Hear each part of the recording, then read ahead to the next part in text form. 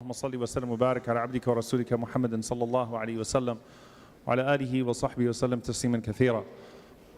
SubhanAllah, as we come through these verses, we come to the verses of Ibadur Rahman, the servants of the Most Merciful, and the qualities of the servants of the Most Merciful. May Allah subhanahu wa ta'ala make us amongst those that embody these qualities of Ibadur Rahman. Allahumma ameen. SubhanAllah, there's one verse that I wanted to focus on because it's one of those things that you ironically quickly move through. وَإِذَا مَرُّوا بِاللَّغْوِ مَرُّوا كِرَامًا. When they come across idle speech, they pass through with dignity. SubhanAllah. Very similar, by the way, to what we hear about in the beginning of Surah Al-Mu'minun, the previous description of the believers. وَالَّذِينَ هُمْ عَنِ اللَّغْوِ مُعْرِضُونَ. Those who prohibit idle speech. They don't engage in idle speech. And here Allah subhanahu wa ta'ala describes Ibadur Rahman, الَّذِينَ يَمْشُونَ عَلَى الْأَرْضِ هَوْنًا. They're walking very peacefully on the earth, not harming, not accepting harm and not harming.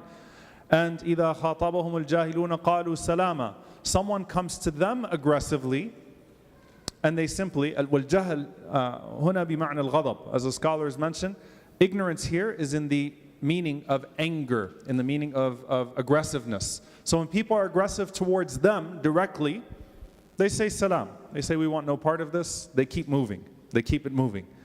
But it's one thing when you are the recipient of it. But إِذَا مَرُّوا بِاللَّغْوِ مَرُّوا كِرَامًا. When they come across al-laghu, when they come across false speech, idle speech, they move with dignity.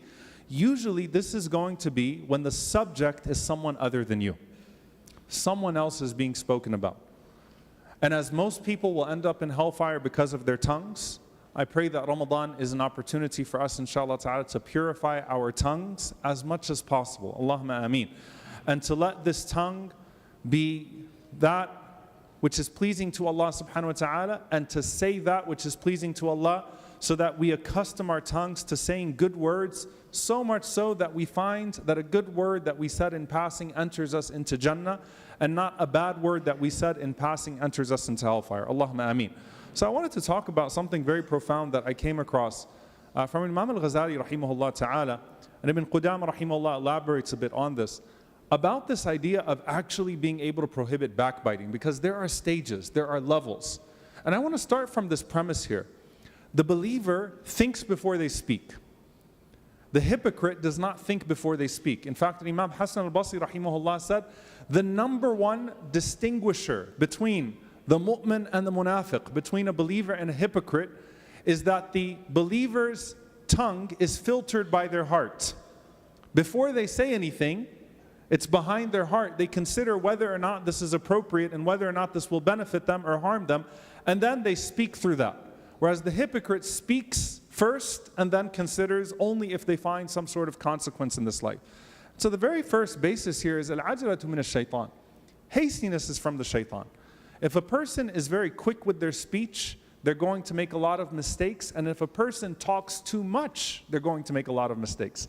فَالْعَجَلَةُ مِنَ الشَّيْطَانِ means the pace at which you speak. Something comes up and you say something very fast. And the Prophet ﷺ said a person ends up in the depths of hellfire with a kalima لَا يُلْقِي لَهَا بَالًا. He didn't even think about it when he said it. He said it so quickly, so casually. He just quickly said it, or quickly typed it, quickly commented. So if you're accustomed to quick commentary, you're most likely going to fall in this. And as Umar radiallahu anhu said, if you're accustomed to a lot of commentary, مَنْ كَثُرَ كَلَامُهُ كَثُرَ سَقْتُ.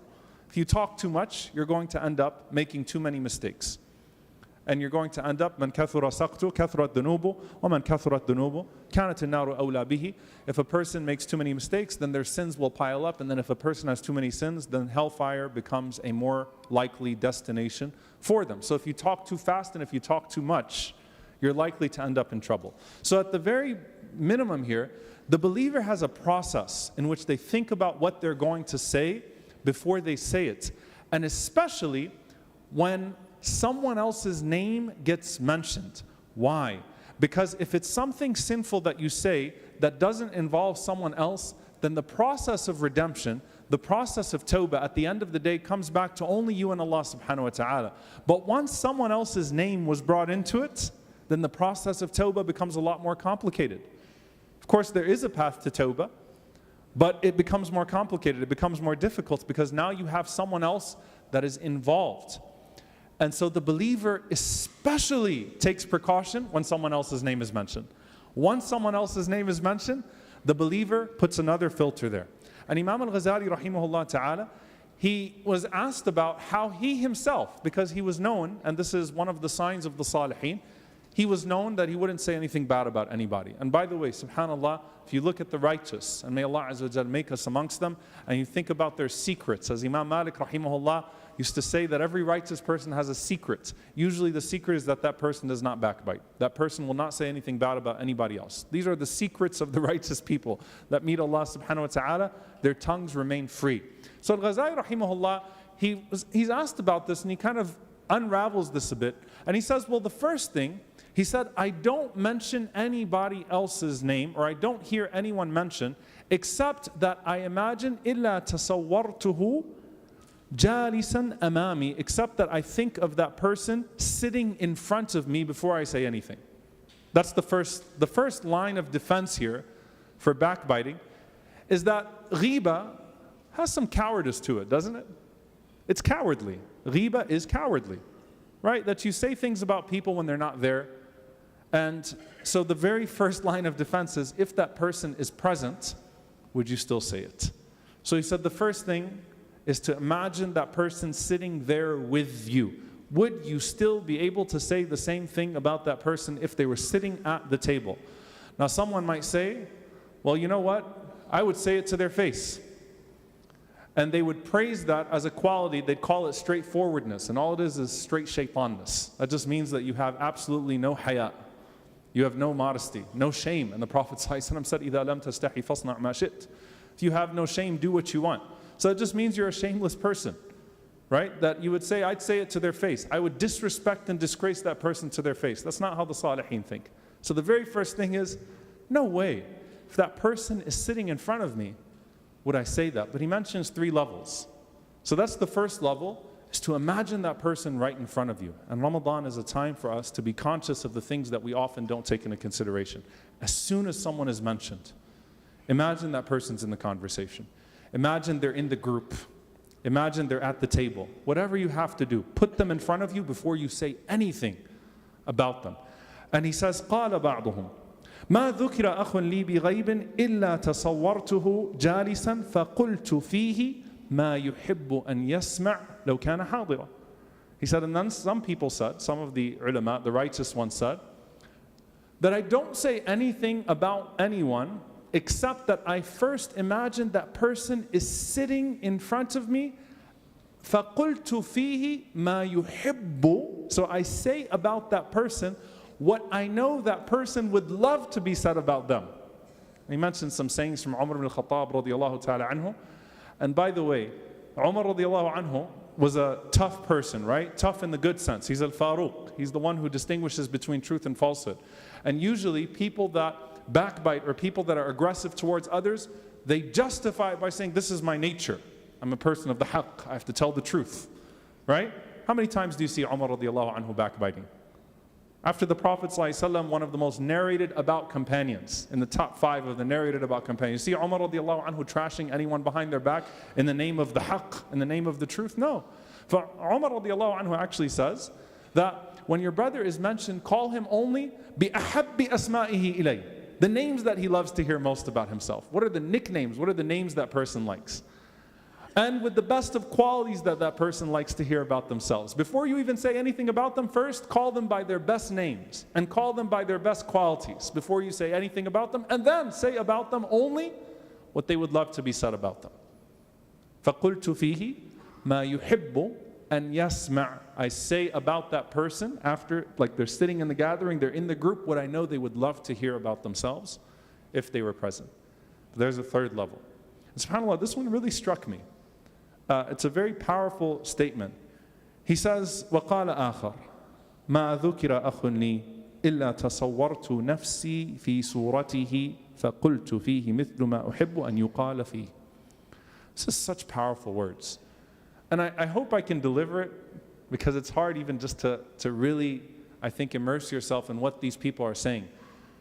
One group said that I do not or if someone is mentioned in front of me, I don't say anything except tasawwartu nafsi, I imagine myself to be that person, and I don't say except what I would love to be said about me, ma yuqalu fiyya. What I'd love to be said about me. And this is the highest level of ihsan. This is the highest level of excellence. Why? لا يؤمن أحدكم حتى يحب لأخيه ما يحب لنفسه. No one of you believes until he loves for his brother what he loves for himself. That you actually even put yourself in that situation and say, if I was the subject, here's how I would love to be spoken about right now. And then that's what you say. Because that makes the other person almost irrelevant to how you carry yourself. And your relationship with Allah subhanahu wa ta'ala and your character and etiquettes, you want them to be at a level to where they are uninterferable, cannot be diminished by any other presence. It's just you and Allah subhanahu wa ta'ala. So as soon as someone else is mentioned, tasawwartu nafsi, I put myself in that place as if I'm the one being spoken about. And then I say about myself at that point what I would love to be said about myself, what I would love to hear about myself. Dear brothers and sisters, we're living in a time where haya is being lost in all ways, right? Shamelessness in our social morality, shamelessness in dress, shamelessness in speech, shamelessness in our the way we conduct our affairs, shamelessness in the masjid, shamelessness outside. There's a lot of lack of shame. And this is one of the ways that the etiquettes of your brother or sister should be taken into consideration. And you know what? Some of you are thinking, well, look, I can't think that long before I say something, right? You know, like I'm in a conversation, how much time am I going to take when a subject is brought up to actually sit there and think about it? Because you know that burning feeling like something comes up on a WhatsApp group, if I don't respond in the next 20 minutes, la hawla wa la quwwata illa billah, the whole world's going to fall apart, the community is going to die, Yawm al-Qiyamah will happen. If I don't respond right now, I have to say something right now. No, you know what? Slow down. Slow down. Take a step back. من كان يؤمن بالله واليوم الآخر فليقل خير أو ليصمت. And if you have nothing good to say, don't say anything at all until you can think of something good to say. And if it's a subject that needs to be deliberated and something needs to be spoken about, then disconnect the person's honor from that subject, so much so that you would not be disgracing them in any way whatsoever as you speak about the subject. That person that's sitting next to you right now is sacred. And that person that's not sitting next to you but that shares that bond of La ilaha illallah Muhammad Rasulullah, even if you don't even meet them, if you never meet them in your entire life, know that their honor is more sacred than the Kaaba. Their honor is more sacred than the Kaaba, the direction of our Qibla. And so that person next to you that you may have just met, they have that right upon you. So think of those three levels. Number one, first and foremost, imagine that person sitting with you. Would you still say it? Number two, imagine that person sitting and what they would like to hear if they were sitting there. Number three, and this is the best method. This is the people of ihsan. May Allah make us amongst them, the people of excellence. Imagine if you were the subject being spoken about, what would you love to hear? And then let that guide your speech. May Allah subhanahu wa ta'ala purify our speech, purify our eyes, purify our hearing, and more than anything else, purify our hearts. Allahumma ameen. Jazakumullahu khairan. Wassalamu alaikum wa rahmatullahi wa barakatuh.